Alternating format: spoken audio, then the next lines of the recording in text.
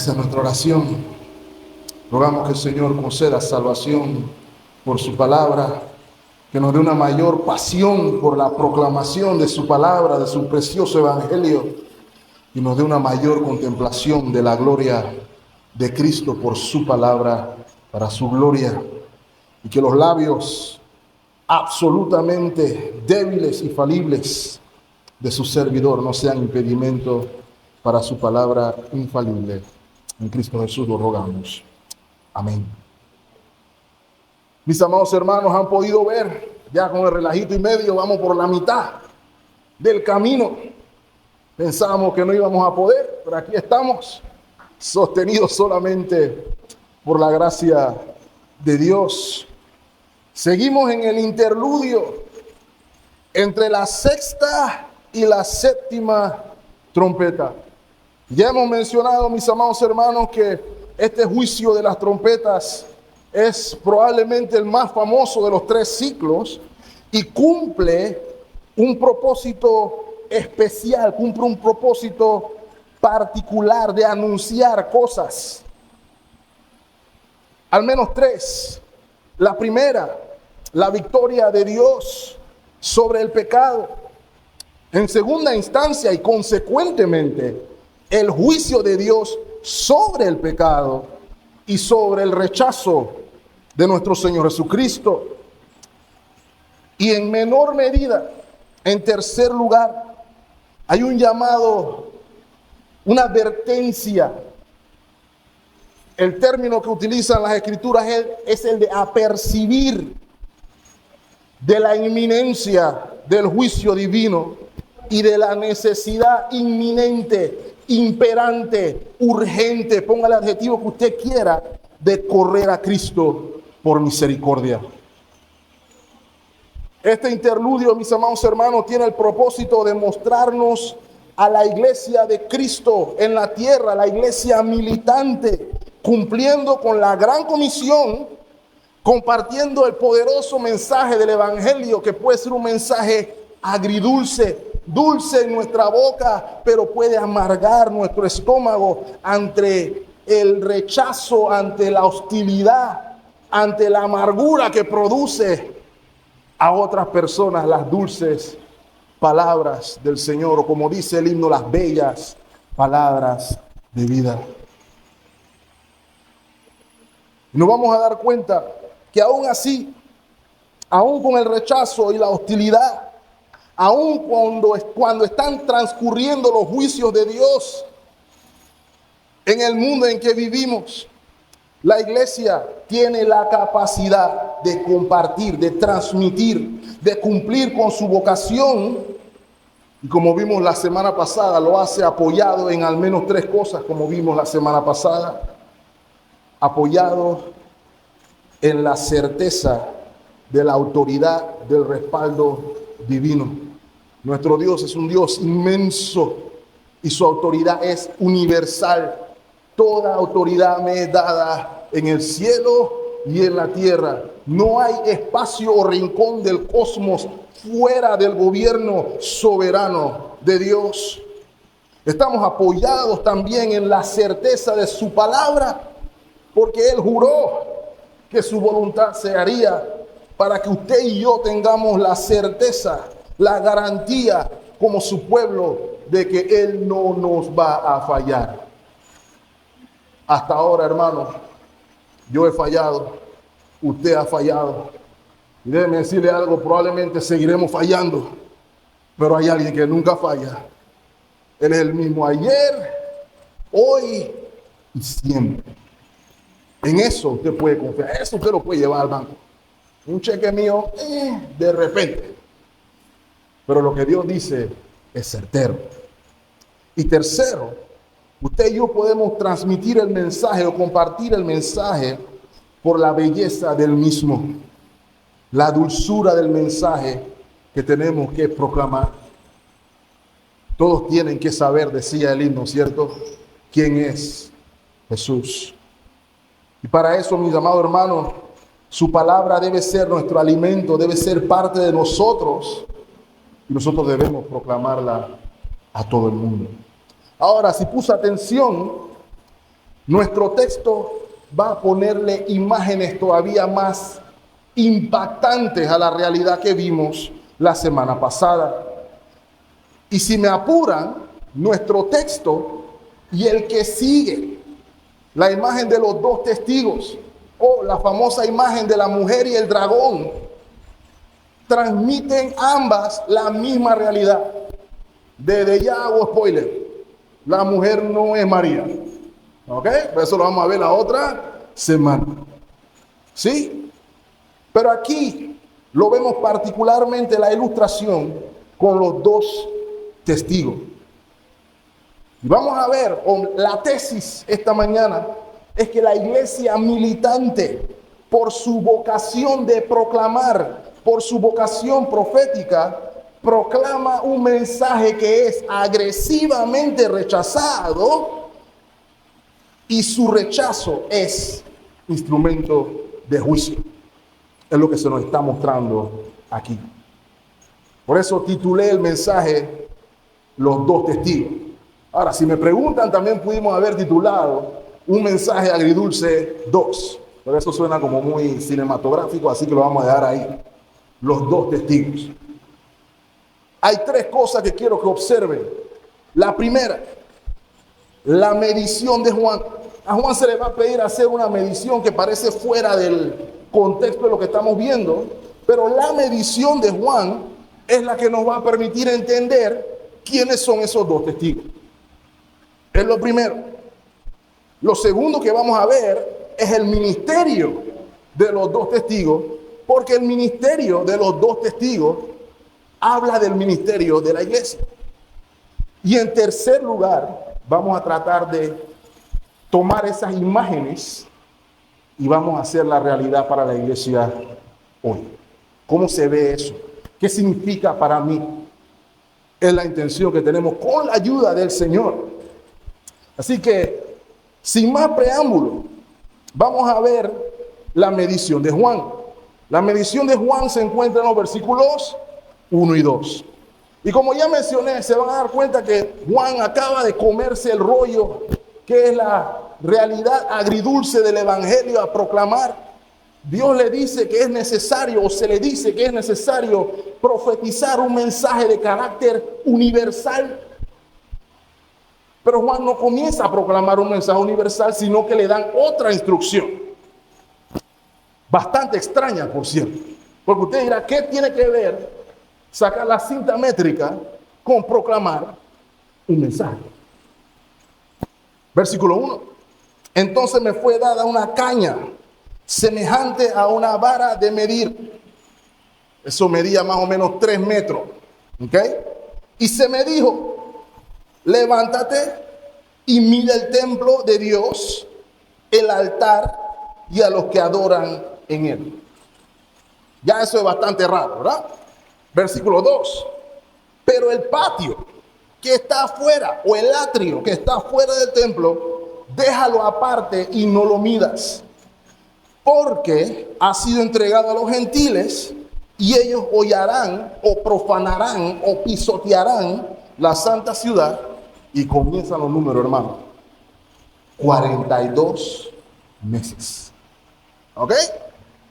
A Juan se le ordena se le da una cinta métrica y tiene que medir el templo de Dios, el altar, y tiene que medir a todo lo que están allá adentro, en términos generales. ¿Ok? Se le ordena dejar fuera de la medición el atrio del templo. Y se le dice que eso es intencionalmente porque eso se está entregando a gentiles que lo van a pisotear por 42 meses. Entonces tenemos que hacernos la pregunta, obviamente. ¿Cuál es el significado de medir y por qué una porción del templo se entrega para ser proclamada? Entonces quiero referirme primero a la medición del templo, el altar y los que en él adoran. Y les voy a decir de ya, hermano, el templo, el altar y los que en él adoran son la misma cosa. ¿Ok? Y vamos a ver por qué. Primero quiero que sepan que hay varias interpretaciones de estos dos versículos. ¿Ok? La más popular, la futurista, la dispensacional. Este templo es en el futuro, cuando la iglesia secretamente es arrebatada y está allá en el cielo con el Señor, y durante la gran tribulación están acá abajo los judíos en Jerusalén, en lo que se llama famosamente el tercer templo, donde supuestamente cuando venga Jesús, definitivamente en la tercera venida formalmente, si usted se suscribe a esa postura, Él va a gobernar en ese templo en Jerusalén. Ahora, tenemos un problema con Hebreo. Si de repente Hebreo no tuviera la Biblia, no habría problema en presuponer eso. Sin embargo, si usted lee en su casa, no aquí, Hebreo capítulo 9 y capítulo 10, cuando Cristo fue crucificado y se rasgó el velo del templo, era principalmente para certificar que ese sistema se acabó.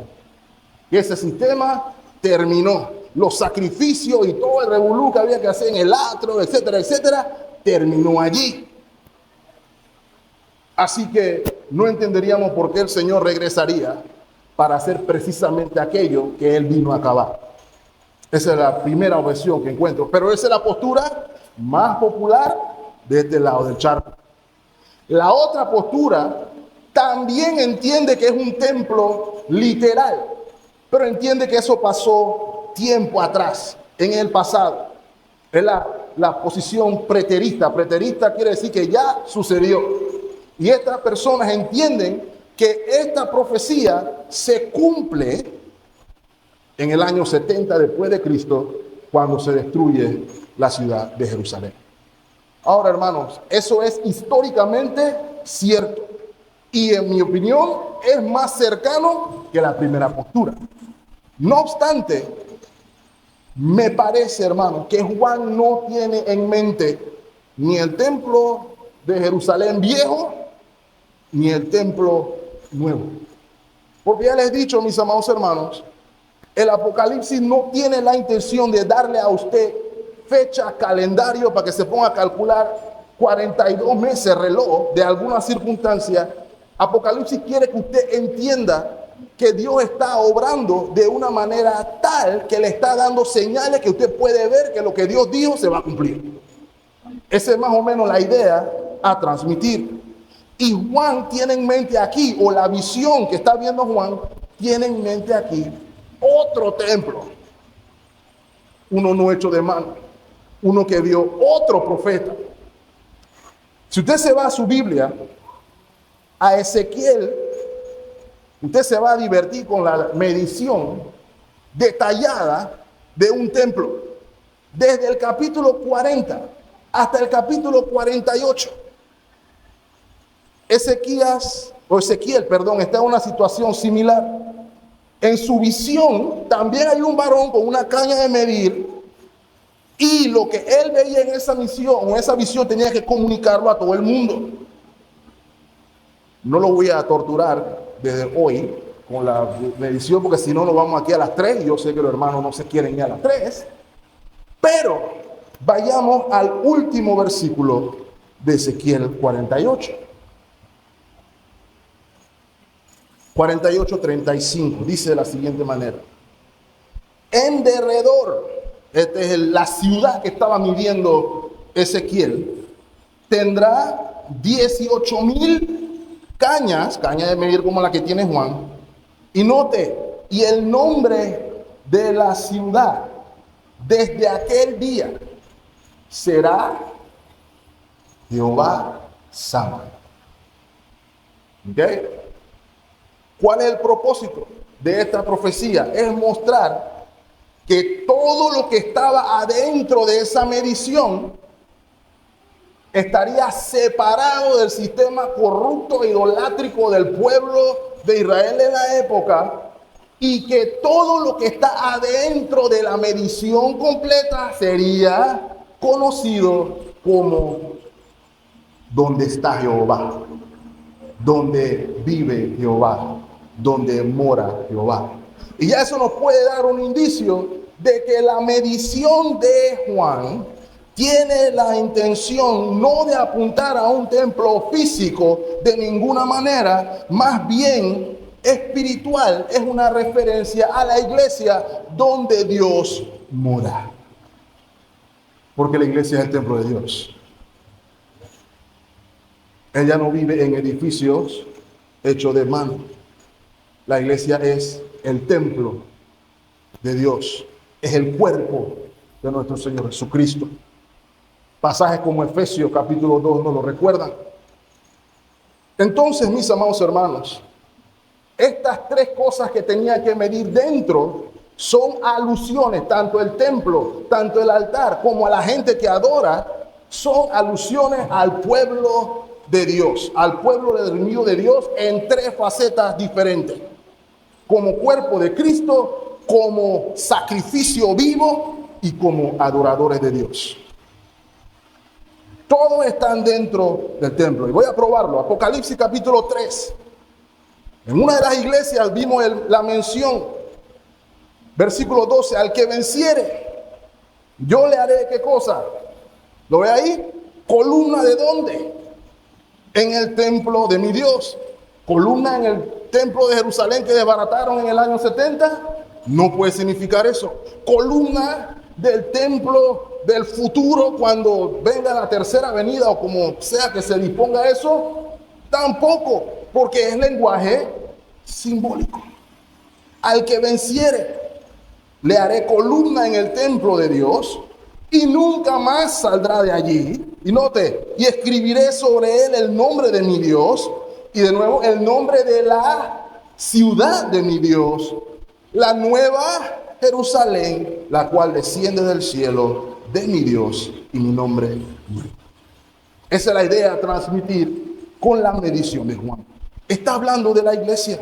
Tanto el templo, el altar y los que en él adoran representan a la iglesia de Dios, en presencia de Dios, disfrutando de su presencia y gracia y gloria y sobre todas las cosas gozando también de su protección. Esa medición en el Antiguo Testamento también es símbolo de protección. Voy a poner un ejemplo. Jeremías 31, versículo 38. He aquí vienen días, dice Jehová, que la ciudad será edificada a Jehová. Note que comienzan a medir la distancia. Desde la torre de Anaheel hasta la puerta del ángulo, y saldrá más allá del cordel de la medida, delante de él sobre el collado de Gared, y rodeará Goa, la expansión de la ciudad. Versículo 40. Y todo el valle de los cuerpos muertos y de la ceniza y todas las llanuras hasta el arroyo de Cedrón, hasta la esquina de la puerta de los caballos al oriente, será que santo a Jehová. Todo lo que está medido ahí, y note lo que dice al final, no será ni arrancada ni destruida más para siempre. ¿Por qué? En teoría, porque el Señor la acercó y lo que está cercado es suyo. Nadie lo puede tocar. Entonces, la primera lección que se nos transmite aquí, en línea de todo lo que hemos visto hasta aquí, el capítulo 10, el pueblo de Dios tiene garantía de la presencia de su Señor y de protección espiritual. Todos los que están en Cristo están seguros en Él. Por eso el apóstol Pablo puede decir con tanta seguridad: ni la muerte, ni la vida, ni lo alto, ni lo profundo, ni esto, ni lo otro, ni hambre, ni desnudez, ni peligro de espada, nada me puede separar del amor de Dios. Ni yo mismo voy a hacer. Ahora, lo que vamos a observar es que la garantía de protección espiritual tiene un contraste interesante que no es garantía de protección física. La profanación del patio o la profanación del atrio nos va a presentar otra cara de la misma moneda. Hay un decreto divino que impide afectar espiritualmente la seguridad de los hijos de Dios que gozan de su presencia, pero también hay un decreto divino que permite hollar, pisotear el patio del templo por un tiempo determinado. El estar espiritualmente seguro no es sinónimo, de nuevo, de estar físicamente seguro. ¿Quiénes son los gentiles aquí? Dios entregó el patio a los que rechazan y oprimen al pueblo de Dios. Así que aquí estamos viendo en una imagen la realidad del creyente, una realidad que es interesante. Por un lado está el disfruto del gozo de la presencia de Dios y al mismo tiempo usted lidia con la otra cara de la moneda, el rechazo, la hostilidad de los enemigos de Dios. Y si usted ha sido creyente mucho tiempo, usted sabe que eso es literalmente así. Y aunque ese aspecto nos desagrada, es una oportunidad para recordar que aún el sufrimiento que sigue al rechazo es un instrumento santificador de Dios para el creyente. Eso es uno. Y también vamos a ver que es un instrumento para juicio. Porque serán juzgados por aquellos que oprimieron al pueblo, serán juzgados precisamente por eso. Así que hay un contraste, hay una dualidad que nadie puede rechazar. El mismo creyente que puede recitar el Salmo 16 y decir, me mostrarás la senda de la vida, en tu presencia hay plenitud de gozo y delicias a tu diestra para siempre. Él mismo, al mismo tiempo, puede orar el Salmo 13, 1, 2. ¿Hasta cuándo, Jehová? ¿Me olvidaste? Para siempre. ¿Hasta cuándo esconderás tu rostro de mí? Mira lo que dice el versículo 2. ¿Hasta cuándo pondré consejo en mi alma, con tristezas en mi corazón cada día? ¿Hasta cuándo será enaltecido? ¿Quién? Mi enemigo sobre mí. Dos caras de la misma moneda que certifican lo que va a acompañar todo el periodo de la era de la iglesia.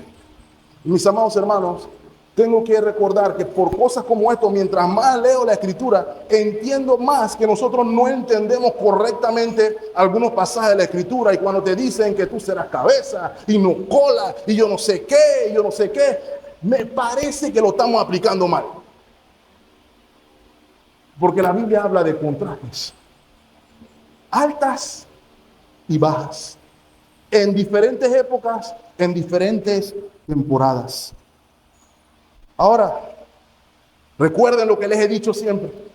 El libro de Apocalipsis no es para crear confusión ni especulación. No es para que saquen ahora el calendario y vean 42 meses desde qué día hasta qué hora. Si no quiere darle certeza, hermano. Si usted se le olvida algo de lo que yo he dicho aquí, el Señor quiere que usted esté seguro, certero, de que esa dualidad que acabo de mencionar no es permanente, es temporal. Ese sentido agridulce de que por un lado puedo gozar de la presencia de Dios, pero por el otro lado encuentro el ataque del mundo, eso es por decreto divino temporal. Lo que me lleva al siguiente punto. ¿Qué significan los 42 meses? Esa parte la puse, 42 meses, 1260 días y 3 años y medio. Probablemente usted ha escuchado el refrán que dice, no hay mal que dure 100 años, ni cuerpo que lo resista. Particularmente, precisamente, es la voluntad de Dios, el decreto divino, que esta proclamación, de esta profanación del templo, de esta profanación, de este pisotear el templo, dure o sea temporal. El versículo 2 nos dice 42 meses. Pero si usted es creyente, se habrá dado cuenta que 42 meses han pasado en su vida por mucho tiempo y le siguen pasando las mismas cosas. Ahora, no solamente ese es el único número que se nos da. En el versículo 3 se nos dice que los dos testigos iban a profetizar 1260 días. Ahora la pregunta es obvia. Bueno, pero ¿por qué 42 meses y no 77 meses? 77 meses podemos decir, el número 7 es perfección, pero no, 42 meses. Mis amados hermanos, vuelvo y repito, la intención no es que busque el calendario, sino que esos 42 meses describen un periodo de tiempo. El punto de estos números no es cuántos días son, no es indicar la fecha indicada de un evento, sino el qué y el cómo o cuál es la naturaleza de un periodo particular de tiempo. Todos esos números, todo lo que vamos a ver, son simbólicos. Y les digo desde ya, describen exactamente el mismo periodo de tiempo. 1260 días son 42 meses. Y 42 meses son 3 años y medio. Ahora, esa misma cantidad de días la vamos a ver utilizada para describir otra visión. Vamos a adelantarnos a la próxima semana, Apocalipsis capítulo 12, versículo 6. Y la mujer huyó al desierto, donde tiene lugar preparado por Dios para que allí la sustenten por 1260 días. Exactito. Ahora, adelante es el versículo 14. Y se le dieron a la mujer las 2 alas de la gran águila para que volase de delante de la serpiente al desierto, a su lugar donde es sustentada, donde vimos que es sustentada 1260 días, pero ahora se nos dice por un tiempo y tiempos y la mitad de un tiempo. ¿Lo ven ahí? Y si recuerdan, eso lo vimos la primera vez. Síganme, hermano, no se me vaya nadie. Si lo vemos ahí, eso lo vimos con Daniel. Daniel, capítulo... Oye, ¿qué pasó? 12, versículo 7. Lo vimos que el varón que hizo juramento le estaba mostrando cosas a Daniel. Y él juró por el que vive por los siglos, que será. ¿Por cuánto tiempo? Tiempos y mitad de un tiempo. Y cuando se acabe la dispersión del poder del pueblo santo, todas estas cosas serán cumplidas. Entonces, según Daniel, la dispersión del poder del pueblo santo o la profanación del patio durarán tiempos y la mitad de un tiempo, y luego la 7ª trompeta. Y si se dieron cuenta, mis amados hermanos, esos tiempos y la mitad de un tiempo es otra manera de decir 3 años y medio. Ya les dije la semana pasada que los tiempos, medio tiempo y tiempo son una referencia al periodo de la iglesia, a nuestros días, periodo que corresponde entre las dos venidas del Señor Jesucristo, particularmente en el inicio con su resurrección, hasta cuando venga otra vez. Entonces, si entendemos la medición de Juan, podemos entonces comprender mejor la imagen o la figura de los dos testigos.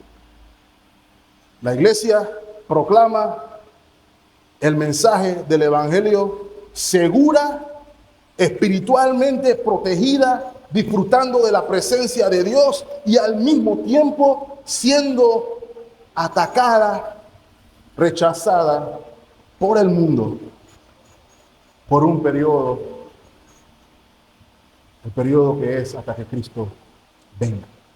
Esa es la realidad. No hay otra historia.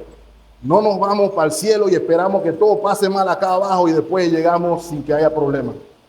La tribulación, mis amados hermanos, bajo esa perspectiva es ahora y es ya. No se consuele pensando que es algo peor que viene, consuélese sabiendo que el Señor lo sostiene en lo que ve y lo que vive. ¿Ok? Ahora hablemos del ministerio de los testigos, porque ya vimos que es la iglesia de Cristo. Versículo 3. Tengo que apurarme un poquito más. Y daré a mis 2 testigos que profeticen, ¿por cuánto tiempo? 1260 días vestidos de cilicio. Esa parte es importante. Durante los 3 años y medio, durante la era de la iglesia, se tenía que profetizar este mensaje. ¿Quiénes son estos individuos? La misma tendencia se mantiene, mis amados hermanos. Aun cuando sus habilidades, descripciones parecen de individuos, no son individuos, sino la figura que simboliza la vocación de la iglesia, con el énfasis en el testimonio. Note, ¿por qué no 2 testigos y mejor 7,777 testigos? Pudiéramos decir lo mismo, 7,007, perfección, la totalidad de los testigos del reino. El énfasis no es la cantidad, el énfasis es su ministerio. Acompáñenme a Números 35:30 y vamos a ver que el ministerio tiene un carácter legal. Cualquiera que diera muerte a alguno por dicho de testigos, morirá el homicida. Pero ¿cuántos testigos se requiere para condenar a alguien, hermano? Ahí lo dice. Mas un solo testigo no hará fe contra una persona para que muera. ¿Cuántos testigos eran desde los días del Antiguo Testamento? 2 testigos. Inclusive se extiende en el Nuevo, se le dice a la iglesia, no sé si eso se practique hoy, pero no reciba acusación contra una anciana de no ser que tengas 2 testigos. ¿Okay? Nadie puede decir que no, el pastor tal hizo no sé qué. El pastor tal hizo lo que sea, pero ¿cómo sabemos eso? No, mi palabra pesa más. Bueno, no, eso no es bíblico. ¿Okay? Esa era la premisa, que por la boca de 2 testigos se certificaba el juicio. Un testigo es alguien que afirma con sus palabras una causa o un hecho. Y estos testigos, mis amados hermanos, representan a la iglesia cumpliendo su vocación de testigos de Cristo. Nunca se olvide de eso, hermano. La vestimenta de los testigos nos habla del tipo de testimonio. Estaban vestidos de cilicio. Esa es una vestimenta que evoca juicio, evoca luto o luto por juicio. Tal como lo vimos en Ezequiel la semana pasada, ¿lo recuerdan? El juicio de Ezequiel, en el sello que él se tenía que tragar, tenía endechas, lamentaciones y ayes. Así que aquí lo que se ve particular del juicio de los 2 testigos o del juicio de la iglesia es el juicio de Dios sobre el pecado y rechazo del Señor Jesucristo por su precioso evangelio. Nunca piense que cuando usted le predican el evangelio, si usted está aquí y no ha conocido a Cristo y usted lo rechaza, cada vez que usted rechaza la predicación del evangelio, no piense que eso va a pasar como que, bueno, no pasó nada. Todo eso está armando su caso delante del Señor para el juicio final. Y ese ministerio es de 3 años y medio. No, hermanos, Juan no solamente va a describir el ministerio y su contenido, sino que nos va a dar su naturaleza. Miren lo que dice el versículo 4. Estos testigos son los 2 olivos y los 2 candeleros que están en pie delante del Dios de la tierra. Ahora, les digo desde ya, la naturaleza del ministerio tiene que ver con 2 ministros del Antiguo Testamento a los cuales se ajusta o se moldea el ejemplo que vemos aquí en Juan. Sin embargo, quiero que noten antes de ver eso, ¿qué se nos dice de los 2 testigos? Se nos dice que son los 2 olivos o los 2 árboles de olivo y que son los 2 candeleros. La del candelero, la simbología probablemente sea más sencilla de entender, ¿cierto? Cuando vimos la primera visión de Jesús, lo vimos en medio de los candeleros, ¿cierto? Y los candeleros representaban a la iglesia. ¿Y cuál era la función de la iglesia? ¿Cuál es la función del candelero? Alumbrar, reflejar la luz, proclamar la luz de Cristo. Por eso se nos recuerda a la iglesia de Cristo, ustedes son, Mateo 5:14, ustedes son la luz del mundo. Una ciudad sentada sobre un monte no se puede esconder, no se puede porque la luz es obvia, evidente.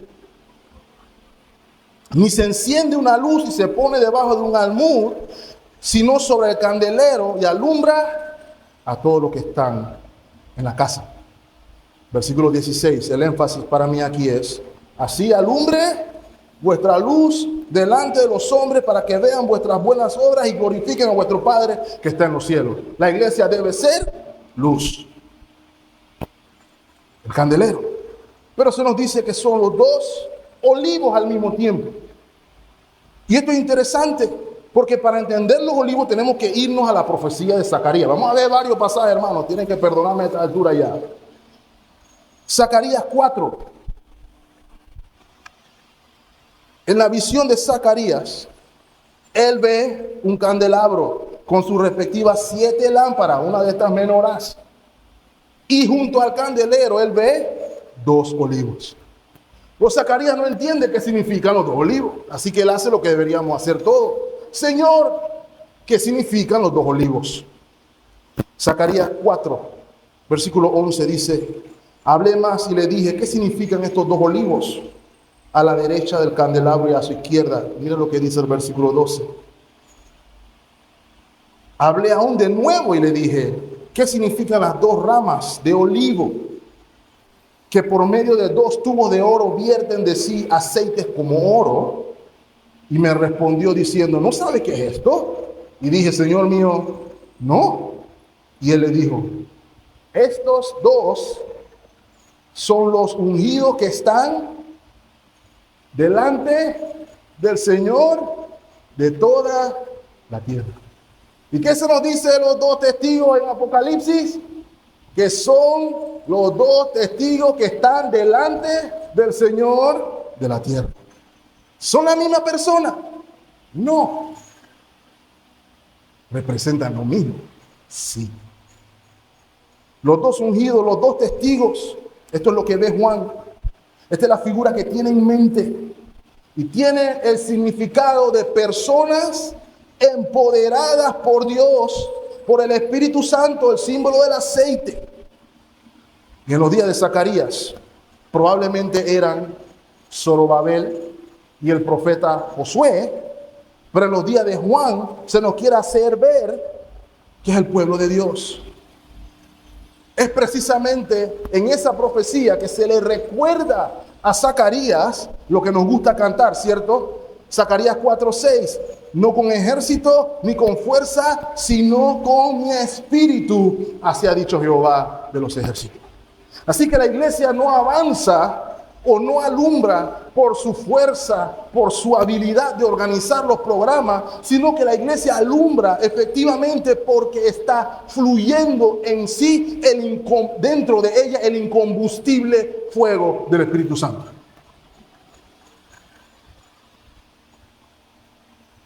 Por eso nos dice Hechos 1:8, ¿cierto?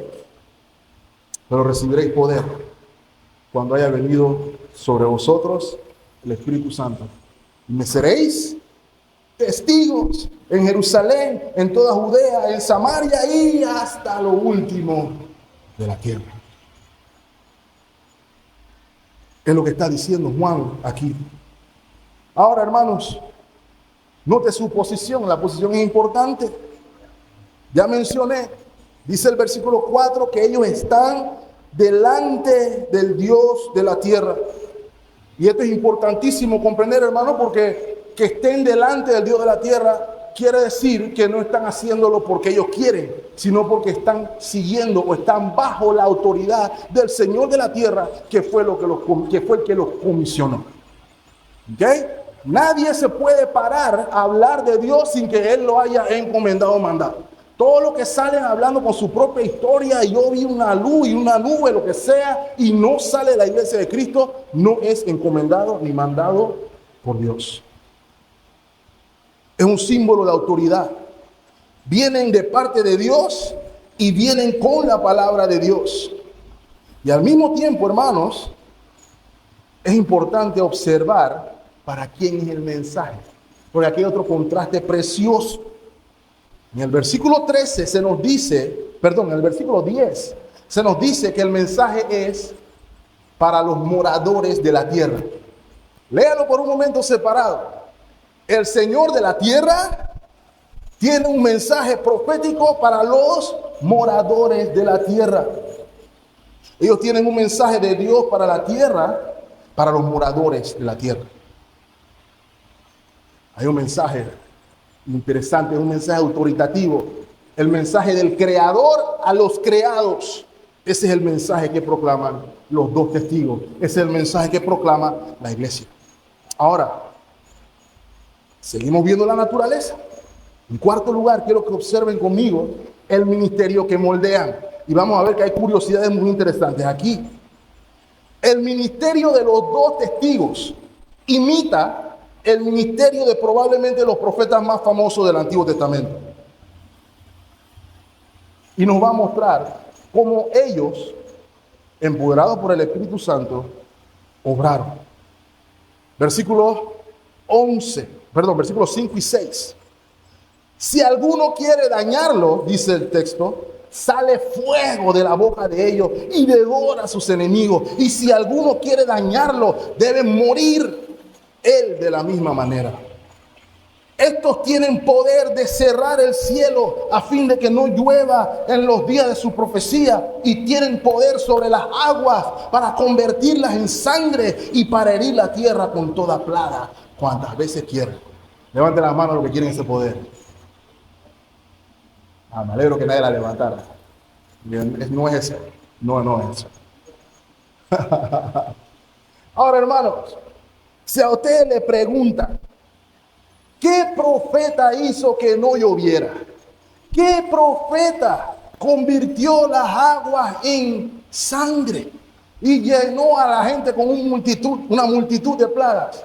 Si usted no sabe la respuesta, tenemos que hablar con la maestra de escuela dominical y agregamos un asunto aquí urgente. Pero ya usted debe saber, ¿cierto? Los nombres que vienen a nuestra mente son Elías o Moisés. Elías secó la tierra y lo hizo de una manera bastante interesante, bien cool, si me preguntan a mí, mis amados hermanos. Miren lo que dice 1 Reyes 17:1. Entonces Elías Tisbita, que era de los moradores de Galaad, dijo a Acab: vive Jehová, Dios de Israel. Estoy haciendo la voz de Elías en mi mente. Vive Jehová, Dios de Israel, en cuya presencia estoy delante del Dios de la tierra, que no habrá lluvia ni rocío en estos años si no lo digo yo. Eso tenía que haber sonado. Al rey le tuvo que haber molestado eso.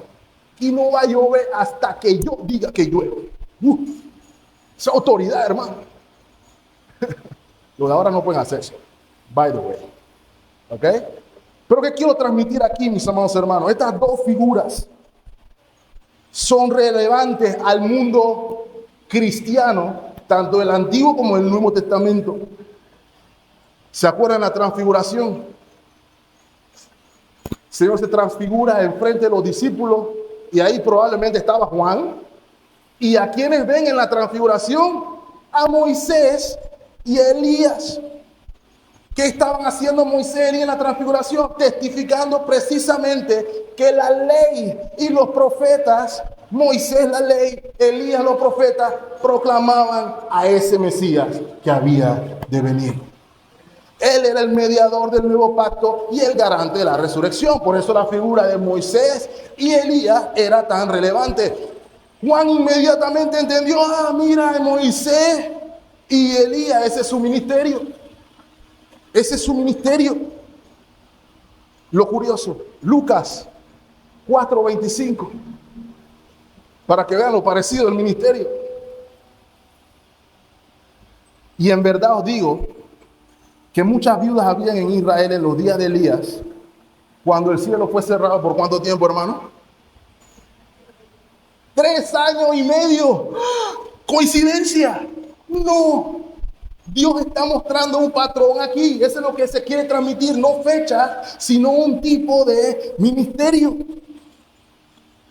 Ahora, hermano, tengo que decirle, ¿qué no significa el poder que tienen los dos testigos? Primero, no significa ni que Elías ni que Moisés iban a reencarnar en algún momento y iban a comenzar a escupirle fuego a todo el mundo. No. ¿Ok? No se refiere ni a Elías ni a Moisés físicamente. De hecho, había gente que ya estaba operando en el espíritu de Elías. Lucas 1:17, con respecto a Juan el Bautista, que aparentemente no tenía el espíritu o la sabiduría profética, como ya nos dijeron por ahí, e irá delante de él con el espíritu y el poder de ¿quién? De Elías, para hacer volver los corazones de los padres a los hijos y de los rebeldes a la prudencia de los justos, para preparar al Señor un pueblo bien dispuesto. Esa es la naturaleza del ministerio. Ahora, tampoco significa que usted tiene el poder para escupir fuego de su boca y consumir al mundo, y decirle al gobierno Mulino, si no deroga la ley, voy a hacer que no llueva por 1260 días, porque así me lo ha dicho el Señor.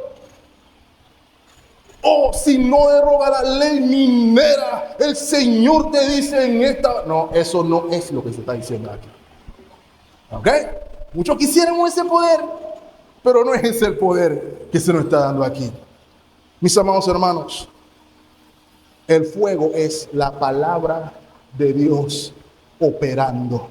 ¿Cuál es la referencia? ¿Se acuerdan cuando vimos la primera visión del Señor Jesucristo? Decía que de su boca salía una espada, ¿cierto? Y nosotros nos ponemos a dibujar así, el Señor viene con una espada en la boca y va a cortar todo. No, es una imagen. Su palabra corta, es una espada de dos filos, viva y eficaz. Y la palabra de Dios también, como el fuego, juzga. Si la recibes, es dulce. Si la rechazas, es el fuego que te condena. Así mismo es. Así que estos dos testigos tienen, conforme a la voluntad de Dios, el poder de infligir castigo espiritual al continuar su ministerio a pesar de la persecución. Lo que lo condena es lo que usted dice, no lo que usted hace. Pero note algo, hermano. Durante ese periodo, ellos son invulnerables. ¿Se dan cuenta? Lo que se está diciendo aquí realmente es que mientras dura su ministerio, nadie lo puede eliminar o nadie puede detener a la iglesia hasta que cumpla su ministerio. ¿Lo ven ahí? Y también puede significar que usted y yo viviremos y cumpliremos todo lo que Dios quiera que cumplamos. Si no lo hemos hecho, no nos vamos a poder ir. Esa es la premisa. Si usted se va, el creyente sabe que usted se fue porque el Señor dijo, la cumpliste. Ven. Esa es la premisa a transmitir. Eso es lo que se nos está diciendo aquí, hermanos. Ahora, vamos a ver el final de su ministerio. Esa es la parte que no le gusta a la gente. A la gente le gusta la primera parte, el fuego y no sé qué. Pero miren lo que dice el versículo 5. El versículo 5 es la mejor parte, pero relata el final de su ministerio. Versículo 7. Cuando haya acabado su testimonio, la bestia que sube de la misma hará guerra contra ellos y los vencerá y los matará. Ahora, hermano, cada vez que recuerden, cada vez que usted ve y escucha algo que sale del abismo, usted automáticamente para la oreja y entiende influencia demoníaca. Satanás tiene que venir a la mente. Eso es lo que sale del abismo. ¿Ok? Aquí se nos está diciendo que un ente que probablemente representa un gobierno, un sistema gubernamental, un imperio influenciado por Satanás, hará guerra contra ellos. Y note lo que dice ahí.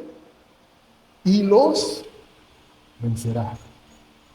Oh, y no solamente los vencerá, sino que los matará. Todo eso está en el decreto, hermano. Versículo 8. Y sus cadáveres estarán en la plaza de la grande ciudad, que en sentido espiritual se llama Sodoma y Egipto, donde también nuestro Señor fue crucificado. Y los pueblos de todas las tribus, lenguas, naciones verán sus cadáveres por 3 días y medio, 3 días y medio, y no permitirán que sean sepultados. Versículo 10. Y los moradores de la tierra se regocijarán sobre ellos y se alegrarán y se enviarán regalos unos a otros, porque estos 2 profetas habían atormentado a los moradores de la tierra. ¿Lo ve ahí? El ataque de la bestia. ¿Y por qué digo que probablemente sea un gobierno? Porque ya Daniel lo vio también. No hay que irnos lejos, hermano, no hay que irnos para el futuro. Ya Dios habló. Daniel 7:21 dice, por ejemplo, y veía yo este cuerno que hacía guerra contra los santos y los vencía. Un gobierno que vencía a los santos. Ahora, hermano, se dieron cuenta, ¿no? Ministerios que duraron 3 años y medio.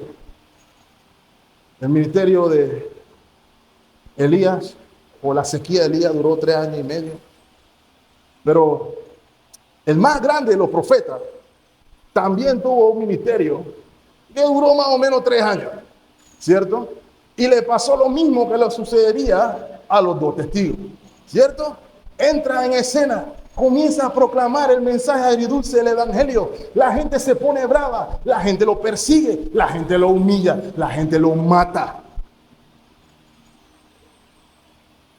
Y 3 días después, o en el caso de los 2 testigos, 3 años y medio después, también vuelven a la vida. Esa es la lección. El ministerio de los creyentes es similar al ministerio de nuestro Señor Jesucristo. ¿No vean? No podemos pensar que nuestro ministerio va a ser mejor que el del Señor Jesucristo.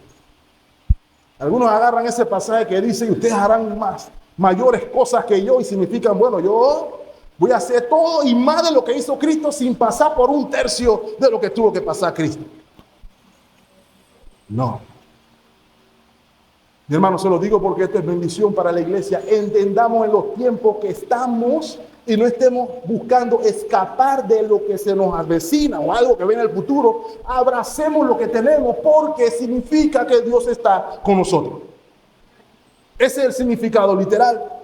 Por ejemplo, Mateo 10:22. Mi hermano, los discípulos deben anticipar que el mundo nos va a odiar. Porque, hermano, si el mundo nos ama, hay un problema. Y un problema más grave del que usted piensa. Porque si todo el mundo está bien con nosotros y nos pintaran la cerca y no nos tiraran basura y no nos tiraran toallas sanitarias y todo lo que nos tiran por aquí, si el mundo nos tratara bien, habría un problema. Porque significa que no somos diferentes o que no somos igual que Jesús. Ese es el punto de entender. Miren lo que dice Mateo 10:22. Y seréis aborrecidos de algunos, de todos, por causa de mi nombre, mas el que se vaya en el rapto secreto y esté en el cielo, ese será salvo, es lo que dice ahí. No, el que persevere hasta el fin, ese será salvo. Versículo 24.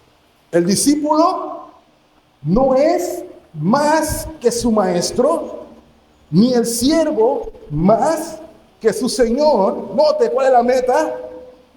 Bástele al discípulo ser como su maestro y al siervo ser como su señor. Por eso usted ve que los discípulos, cuando lo iban a crucificar o lo iban a martirizar, ellos iban dándole gracias a Dios porque le permitieron ser como su maestro, ser como su Señor. Mira lo que dice el versículo 25. Si al padre de familia lo llamaron Belcebú, a usted lo van a llamar santo.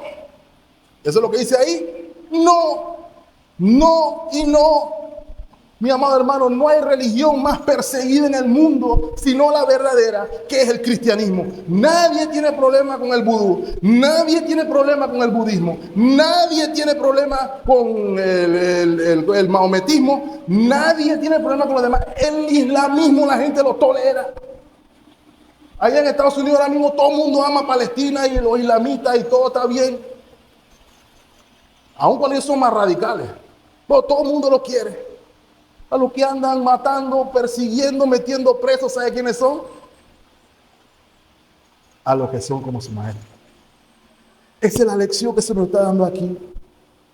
Y miren qué tipo de escarnio es. Cadáveres en las plazas. Hermano, piénselo por un momento. Esas son de las herramientas históricas más comunes de los regímenes opresores. ¿Con qué propósito? Probar la superioridad del régimen mediante el escarnio. Cuando el Señor Jesucristo estaba en su pasión, que era lo que había los soldados. Mírate la corona, tú eres el rey de los judíos. Coge. Sálvate ahora, haz un milagro ahora. Coge. No eres nadie. Ese es el escarnio. 2. Aterrorizar y disuadir a los que se oponen al régimen. Al que se le ocurra disuadirse o salirse del régimen, mira, ahí está fulano y mengano guindado. Por eso dejaban a los muertos guindados, para que la gente viera quién va a ser el siguiente.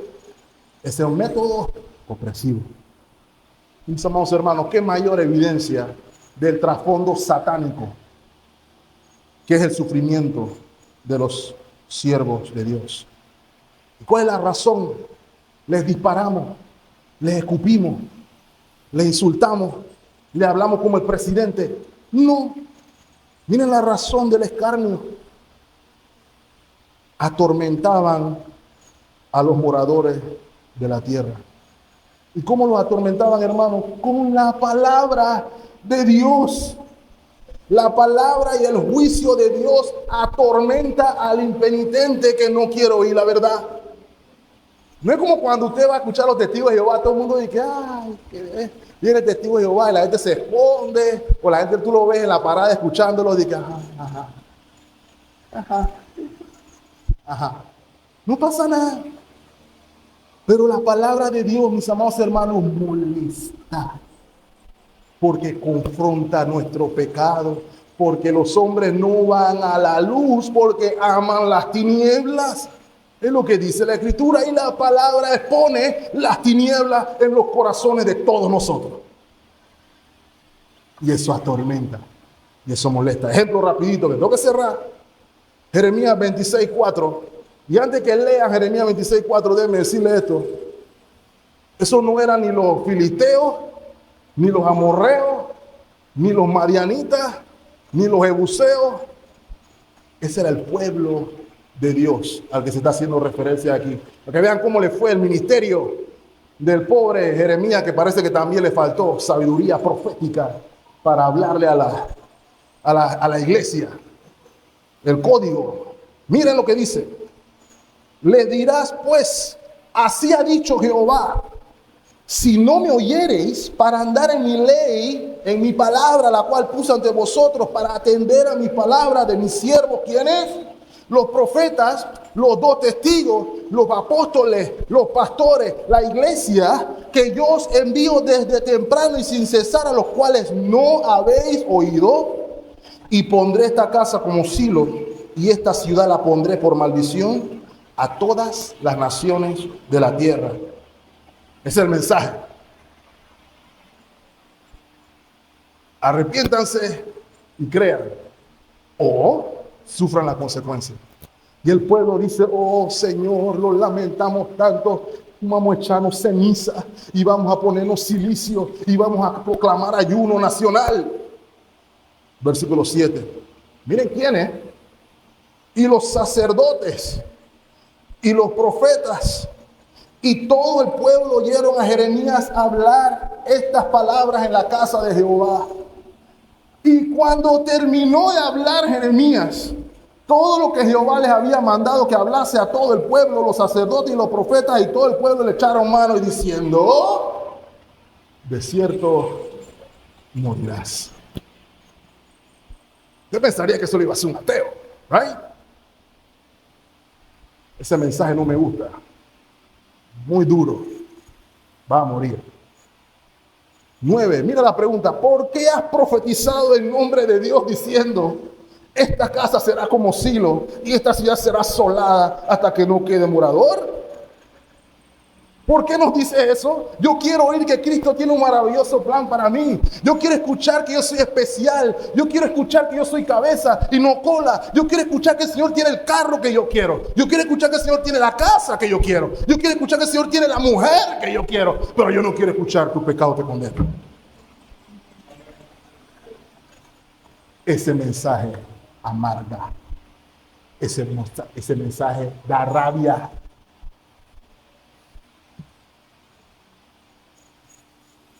Eso fue lo que le pasó a Jeremías. Jeremías, hermano. La realidad es, tiene que enojarte con el mensajero y no con el mensaje. ¿Sabe por qué se tiene que enojar con el mensajero? Porque no le pueden hacer nada al originador del mensaje. No le puedo pegar a Dios, pero a Jeremías sí. Yo no le puedo pegar al hermano tal, pero a Dios, pero al hermano tal, sí. Eso es lo que se está viendo aquí. Finalmente, hermanos, su exaltación, ya me está comiendo el tigre. Versículo 11. Pero después de 3 días y medio, entró en ellos el espíritu de vida enviado por Dios, y se levantaron sobre sus pies, y cayó gran temor sobre los que los vieron. Y oyeron una voz que decía, subid acá, y subieron al cielo en una nube, y sus enemigos los vieron. Y en aquella hora hubo un gran terremoto, y la 10ª parte de la ciudad se derrumbó, y por el terremoto murieron en número de 7,000 hombres, y los demás se aterrorizaron y dieron gloria al Dios del cielo. Noten, hermanos, 3 días luego son resucitados por el Espíritu de vida. Ahora, sin duda alguna, usted pudiera hacer una analogía de la resurrección, ¿cierto? Tú puedes matarme, pero hemos de resucitar.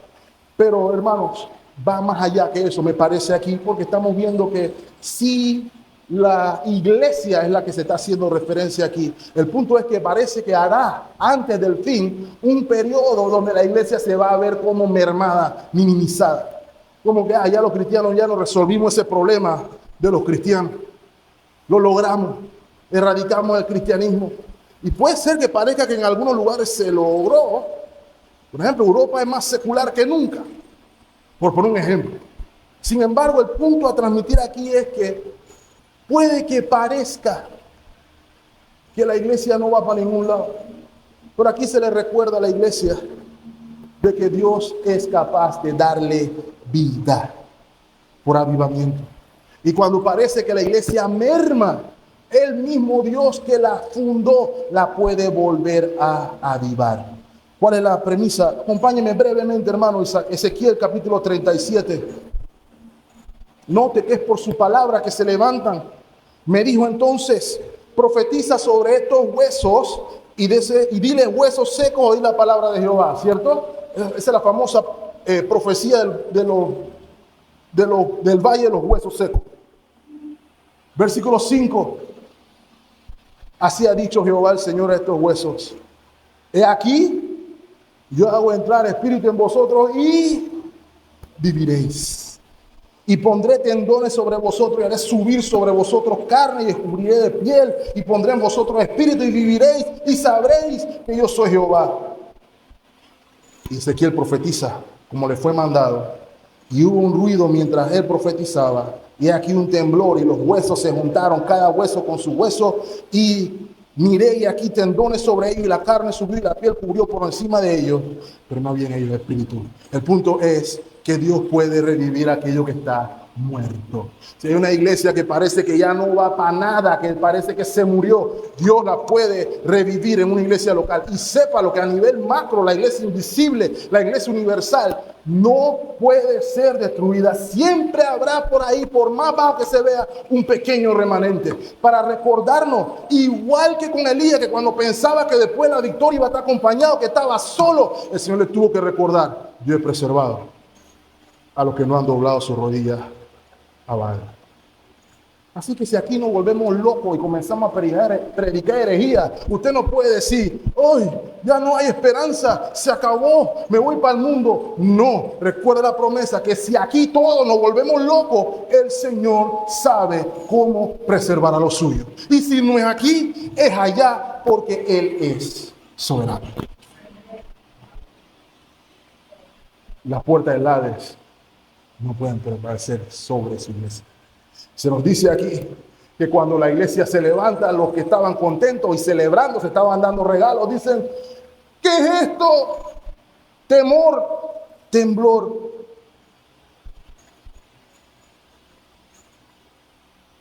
Y una porción de la tierra cayó. Me callo con esto, hermanos. Bueno, no con esto, pero con esta porción. Diciendo lo siguiente: el terremoto habla del anuncio del fin. Lo que se ve aquí, que el juicio ese, cuando la iglesia se levanta, sigue siendo temporal, sigue siendo parcial. Quiere decir que hasta ese momento todavía hay chance. Muchos mueren, pero hay algunos que dicen: esto es la obra de Dios, y le dan gloria a Dios. Ahora, usted puede tener la perspectiva pesimista. Algunos dicen que en la Biblia hay personas que le dan gloria a Dios y siguen en su camino. Eso puede ser, pero yo quiero pensar también de que habrán personas que verán el testimonio de los testigos y dirán: esta es obra de Dios, y yo creeré en Cristo para salvación personal. Ese es el último ayo, y de ahí viene el tercero, y ya ahí no hay chance, hermano. Ya ahí se acabó. Eso es lo que vamos a ver a continuación. Por ende, ¿cuál es el llamado? Apocalipsis 14:7. Temed a Dios y dale gloria, porque la hora de su juicio ha llegado. Y adorad a aquel que hizo el cielo y la tierra, el mar y la fuente de las aguas. Y note, hermanos, Egipto, Sodoma, son no ciudades literales, pero simbolizan lo que son. Sodoma simboliza depravación moral, compromiso y corrupción moral. Egipto significa opresión. Ambas cosas son vencidas. Lot salió de Sodoma y el pueblo de Israel salió de Egipto. Así que usted y yo seremos vencedores igual al final. Quiero aplicar, hermano, porque de nuevo, de nada nos sirve escuchar la historia bonita y no la podemos entender o no la podemos aplicar a nuestras vidas. Estos personajes son simbólicos, sin duda. Sin embargo, nos hablan de que usted y yo somos testigos. Los testigos testifican. La iglesia debe hablar de parte de Dios. Usted y yo estamos de pie delante del Dios de la tierra, y de pie delante del Dios de la tierra tenemos la autoridad y tenemos un mensaje que compartir. Ellos tienen que escuchar el mensaje del Dios de la tierra.